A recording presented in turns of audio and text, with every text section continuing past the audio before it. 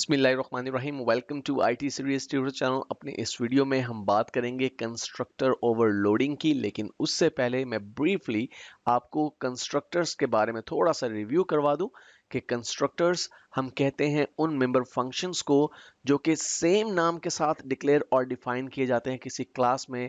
जो क्लास का नेम होता है वही अगर मेंबर फंक्शन का नाम रख दिया जाए तो उसे हम कंस्ट्रक्टर कहते हैं। और कंस्ट्रक्टर की खास बात यह भी होती है कि जब किसी क्लास का इस्तेमाल करते हुए किसी ऑब्जेक्ट को डिक्लेयर किया जाता है तो ऑटोमेटिकली कंस्ट्रक्टर फंक्शन कॉल हो जाता है। अब हम बात करते हैं कंस्ट्रक्टर ओवरलोडिंग की।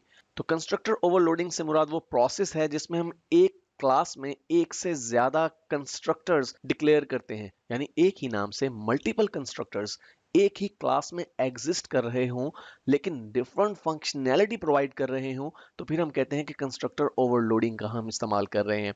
लेकिन जब भी आप कंस्ट्रक्टर ओवरलोडिंग करते हैं तो नाम तो आपके तमाम कंस्ट्रक्टर्स का सेम होगा, लेकिन हर एक कंस्ट्रक्टर को दूसरे कंस्ट्रक्टर से तीन में से किसी एक सूरत में मुख्तलिफ होना जरूरी है। नंबर वन, आपके डिफरेंट कंस्ट्रक्टर्स के जो पैरामीटर्स की तादाद है वो मुख्तलिफ होनी चाहिए। नंबर टू, या फिर अगर आप पैरामीटर्स की तादाद सेम रखते हैं तो भी पैरामीटर्स की जो डाटा टाइप है वो मुख्तलिफ होनी चाहिए। और आखिरी सूरत जिसमें एक कंस्ट्रक्टर किसी दूसरे कंस्ट्रक्टर से वेरी कर सकता है, मुख्तलिफ हो सकता है, वो ये कि पैरामीटर्स की तरतीब जो है वो मुख्तलिफ होनी चाहिए।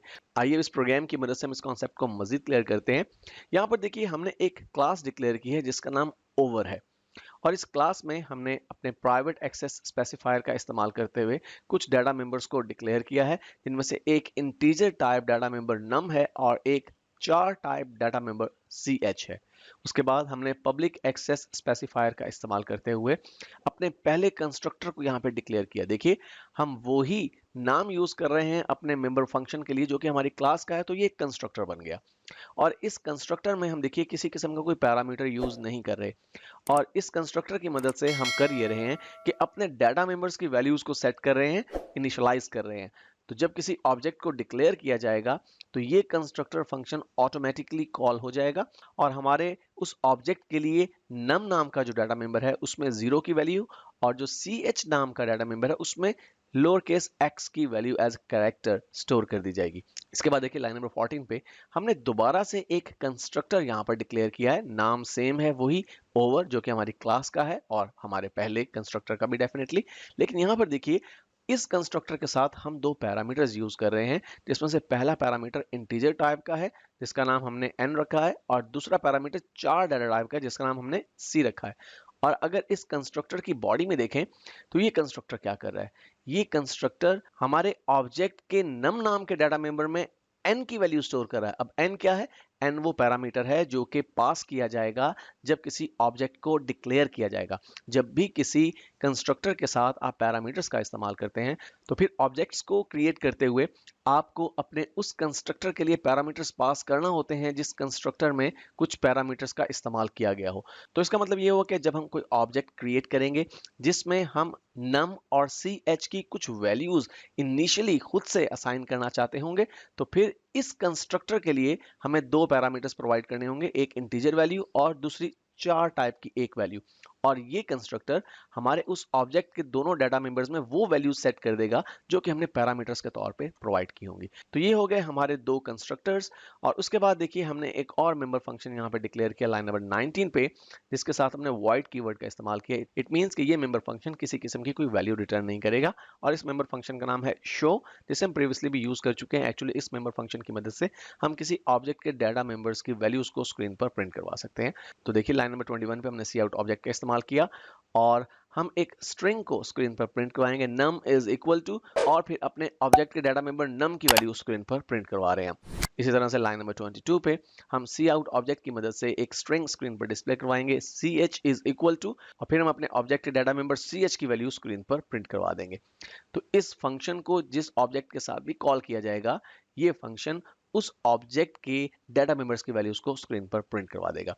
आइए बढ़ते हैं अपने मेन फंक्शन की तरफ, जहां पे हमने दो ऑब्जेक्ट्स डिक्लेयर की हैं अपनी क्लास ओवर की मदद से। ये हमारी क्लास का नाम हो गया और हमारा पहला जो ऑब्जेक्ट है वो है फर्स्ट। और देखिए इस ऑब्जेक्ट को क्रिएट करते हुए हमने कोई पैरामीटर पास नहीं किया। इट मीन्स कि जो पहला कंस्ट्रक्टर हमने डिक्लेयर किया था जिसमें किसी किस्म के कोई पैरामीटर हमने इस्तेमाल नहीं किए थे, जो कि इनिशियली हमारे डाटा मेंबर्स में 0 और x की वैल्यूज को स्टोर कर देगा। ये कंस्ट्रक्टर काम करेगा और हमारे इस ऑब्जेक्ट फर्स्ट के दोनों डाटा मेंबर्स में 0 और x की वैल्यूज स्टोर हो जाएंगी। लेकिन दूसरा ऑब्जेक्ट जब हमने क्रिएट किया सेकंड के नाम से, कॉमा की मदद से हम एक ही साथ दो ऑब्जेक्ट या मल्टीपल ऑब्जेक्ट्स क्रिएट कर सकते हैं।